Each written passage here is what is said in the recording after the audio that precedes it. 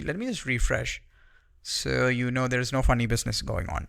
Okay, so I'm going to refresh my Stripe, and here you can see the first app, gross volume for the year from January 1st to August 2024. It's 90 grand. Hey, so this video is going to be a little bit personal because I want to share my journey. Back in 2024 January, I started looking into this whole no code thing. I didn't know how to code. I didn't know how to build apps. It was a confusing world, but I was a curious student. So I started with nothing. I didn't have any investments. I didn't have the skills to build apps.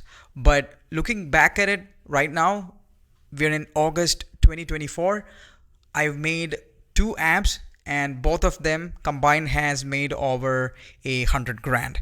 And I'm happy, and I want to do more, and that's why I built Republic of No Code. I want to share my journey with people who are interested in no code, people who might have ideas and are not really technical to build softwares. But trust me, even if you're not very technical, even if you're not a coder, you can still build amazing apps with the power of no code and artificial intelligence. So the tools like ChatGPT and Claude and everything, that's going to help you build these apps. You don't have to code anymore.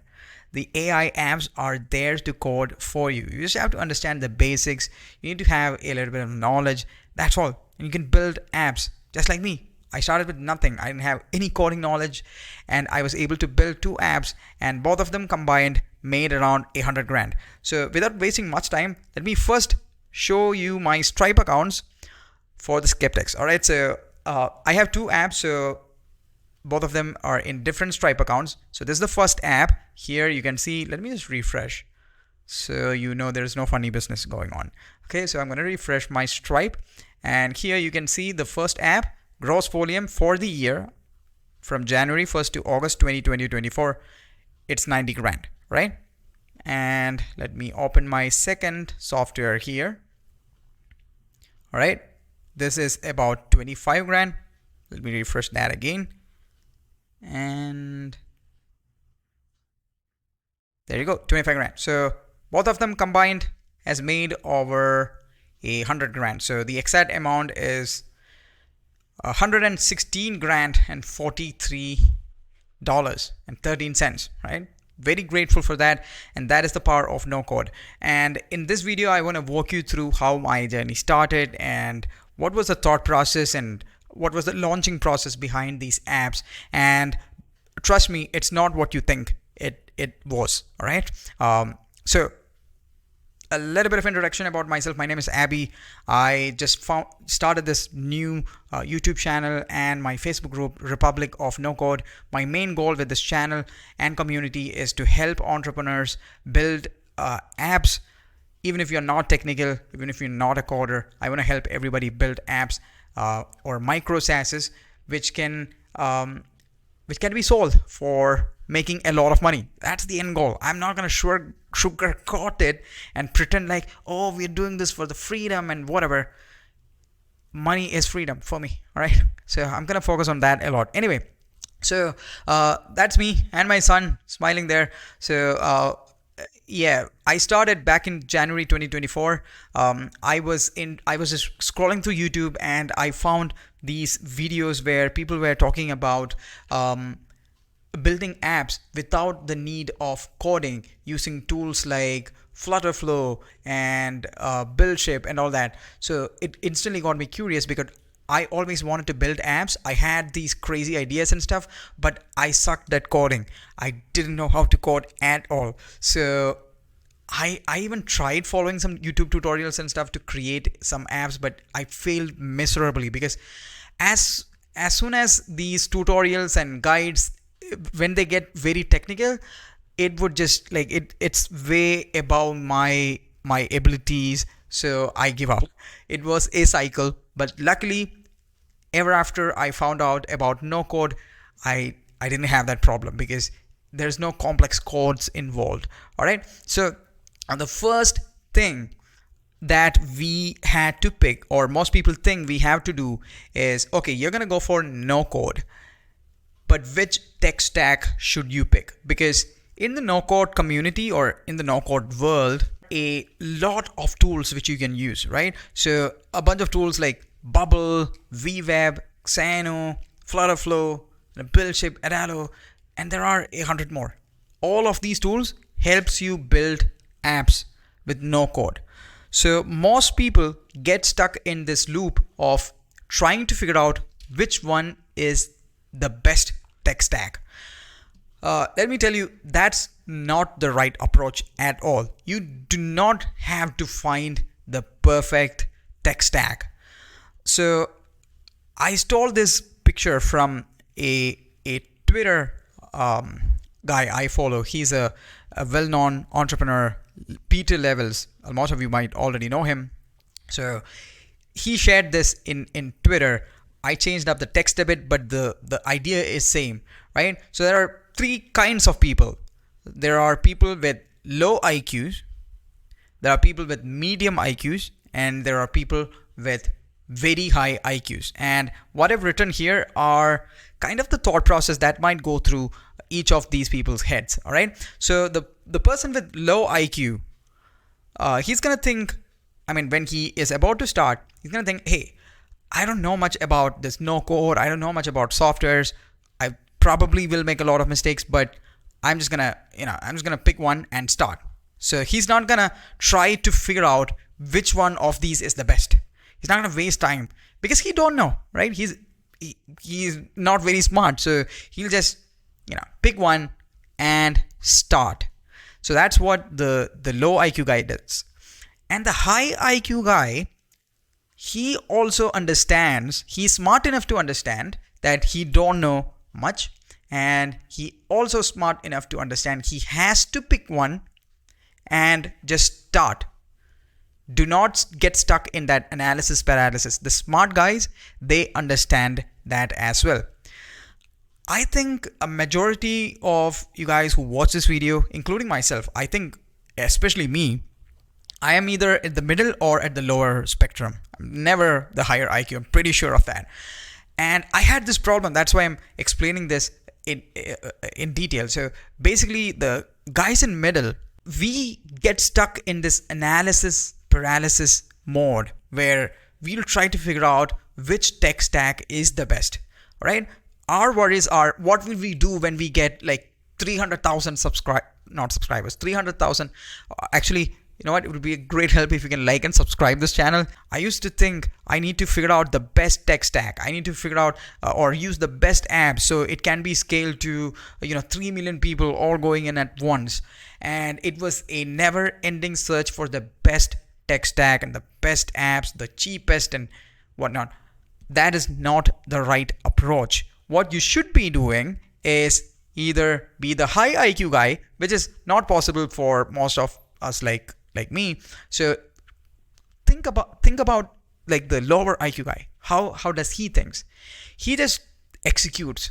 That is what matters. It doesn't matter what sort of tech stack you have, right? As long as it is working, as long as it can create decent apps, just check in Google which ones are enough to build your project and just stick with it, all right? And I don't even recommend you select a tech stack before you get these other things figured out, all right? So any kind of money that is made in the internet is with these three things, all right? So I call it the money triangle. So for any business to operate in the internet, you need to have these three things, right? So you need to have an audience, and you need to have a product or service you can offer to that audience, right?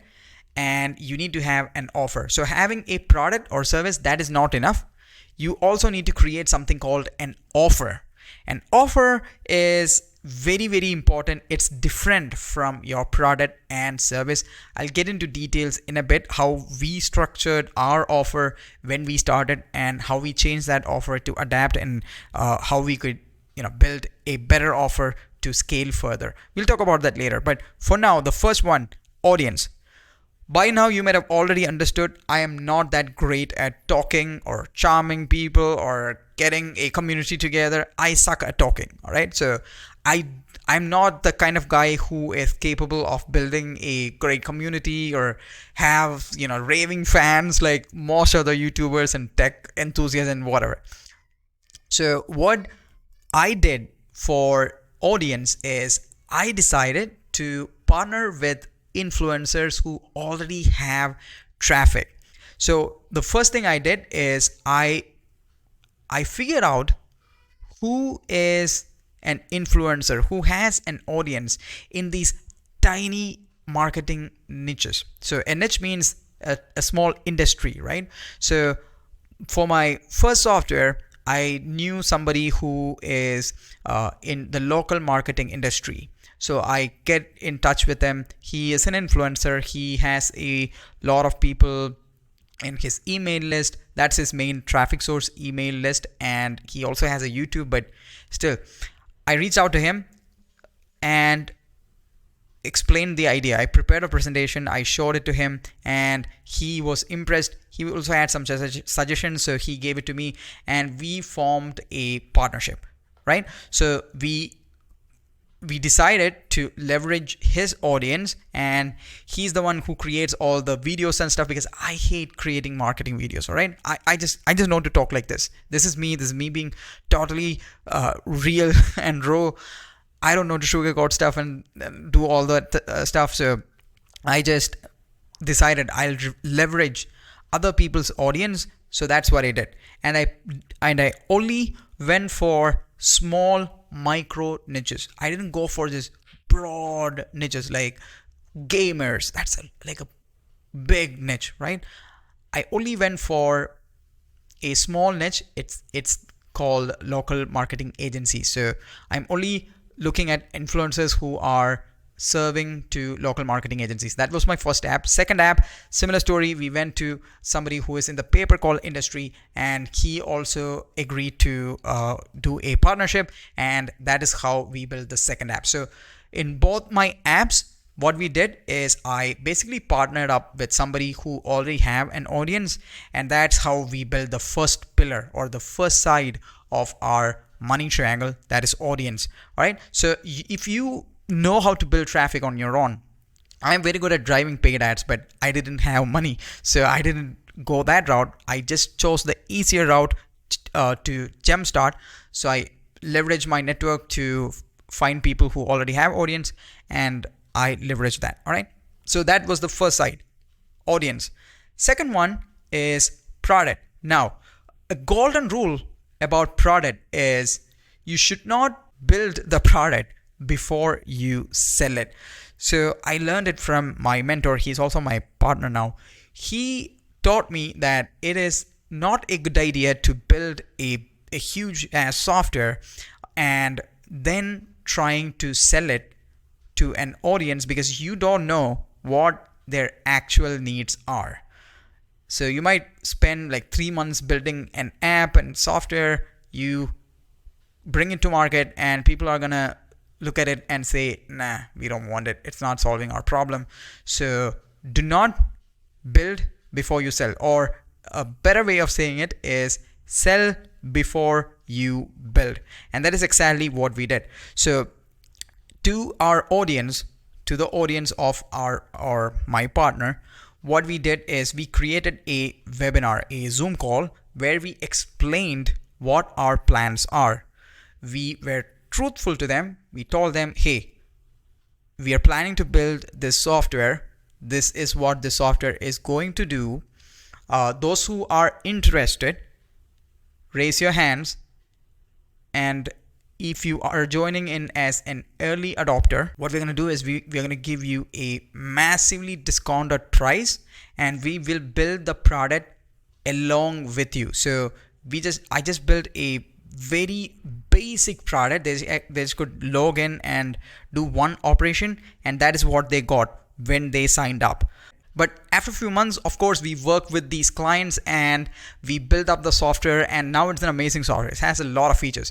But back when we started, we just had one single feature and we just launched it, and we worked with clients to understand what their needs are, and we improved it, right? So that is what we did. We did not build this huge ass massive software before our launch. So we did a small beta launch, and we created something called a wait list. So we invited people to our waiting list, and then we had a waiting list of like just 134 people when we launched our first product, but some of them bought, and that's how we started. That's how we launched our beta product. I guess we got like 40 people saying yes to a $297 offer, and then we worked with them for 3 months to build the training and software for that. So that's what we did with the product and service. And the last one is the offer.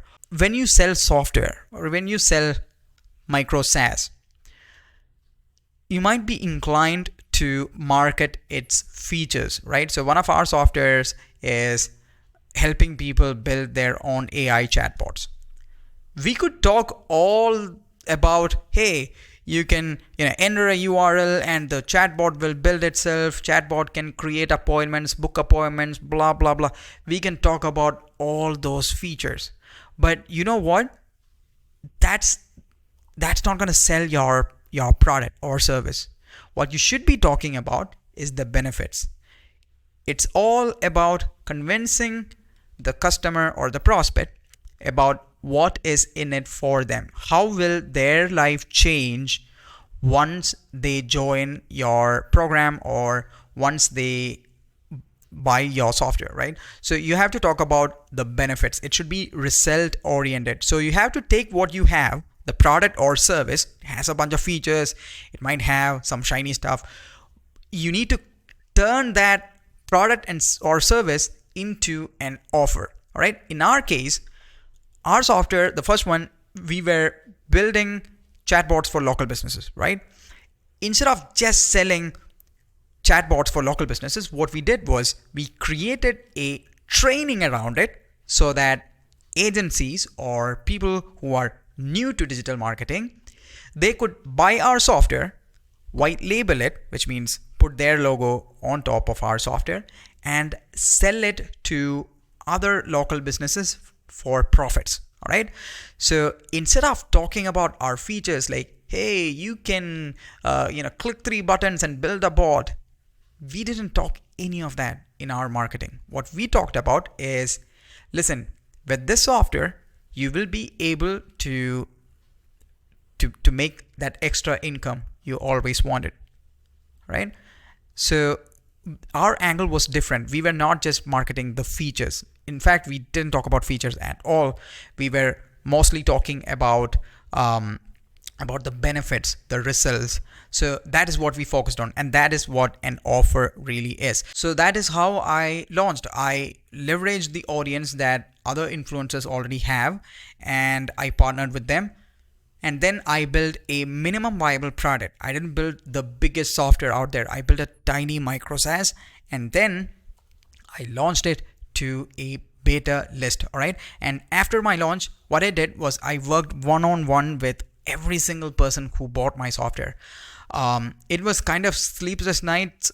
I don't see it in a bad way. What it really means is I was like so excited. I wanted to work with these people and make sure our product delivers what we actually promised. And I also wanted to work with them because it will help us understand what the real pain points are, and it will also give us more ideas to solve more problems, and that will improve the software, right? So I started working with a bunch of clients one-on-one, and I was very happy to see the results, right? So I started getting testimonials from these initial beta testers. I'll just show 2 of them, right? So I told you our software was the first one. It was helping agency owners to get more local business clients, right? So this software user here, she closed a client which she's gonna get paid $1,197 a month. And another testimonial here, using our chatbot, she is building she just closed a $100 client. And I got a lot more testimonials, but this video is not really about my app. It was about our journey, so I'm not gonna show all the testimonials. But basically, what I did was I worked really close with these first set of beta testers. They were, well, first of all, they were made aware that it's a MVP and it's going to be improved if there are going to be bugs. So the expectations were set right, and then when they got in, I started working with them one-on-one, and it was really fun.